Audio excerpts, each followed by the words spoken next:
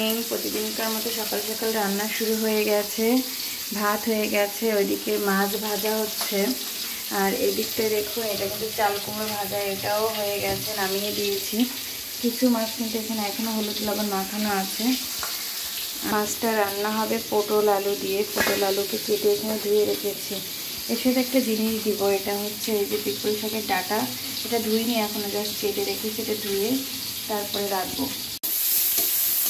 মাছ ভাজার কড়াইতে আমি পেঁয়াজ আর জিরা ফোড়ন দিয়ে দিয়েছি, এটাকে সুন্দর মতো ভেজে নেব।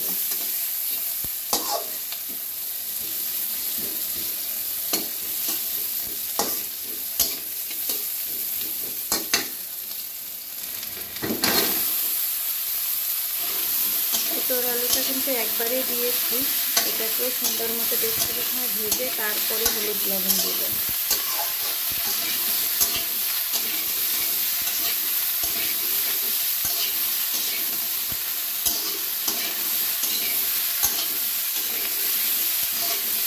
আগে থেকে লবণ দিলে না ওই পটল থেকে জল ছেড়ে দেবে, এই জন্য আগে বেশ কিছু সময় ভেজে নেব।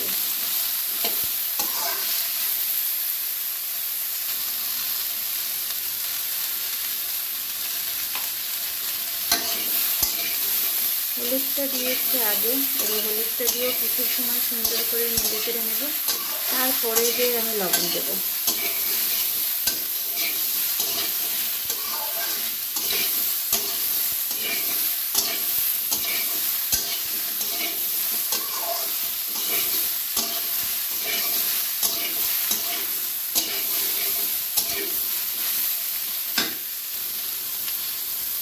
পর্যাপ্ত লবণ দিয়েছি, এবার আরও কিছু সময় সুন্দর করে কষিয়ে নেব। দেখুন লবণ দেওয়ার সঙ্গে সঙ্গে কিন্তু পটলটা নরম হয়ে আসছে এবং পটল থেকে জল ছেড়ে আসছে।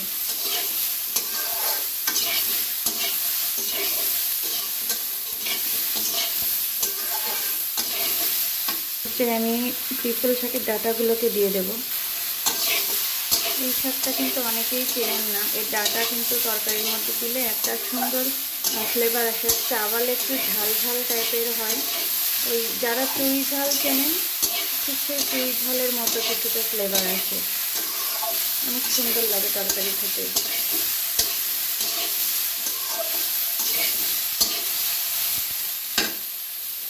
বেশ কিছু সময় কষিয়ে নিয়ে চলে ঝোলের জন্য জল দিয়ে দেবো।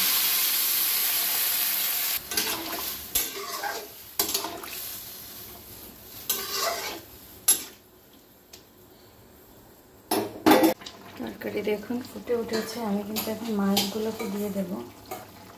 মাছগুলো দিয়ে কিন্তু অনেক সময় করে জাল করি, কারণ তরকারি কিন্তু এখনও ঠিকমতো সেদ্ধ হয়নি। মাছগুলোকে দেব আর দিয়ে তারপরে কিন্তু পুরোটা সেদ্ধ করব, আর লাস্টে একটু ভাজা মশলা দিয়ে আমি হচ্ছে নামিয়ে নেব। মাছগুলোকে দিয়ে আমি জাস্ট ঢেকে দেব, হতে থাকুক। দেখুন রান্নাটা, এটা কিন্তু এখনও বেশ কিছু সময় করতে হবে। চলো বন্ধুরা, প্রচণ্ড গরম, ভিডিও আর শেয়ার করতে পারছি না। আজকের মতো টাটা, এটা হতে থাকুক, এরপরে আমি মশলা দিয়ে নামিয়ে নেব জাস্ট।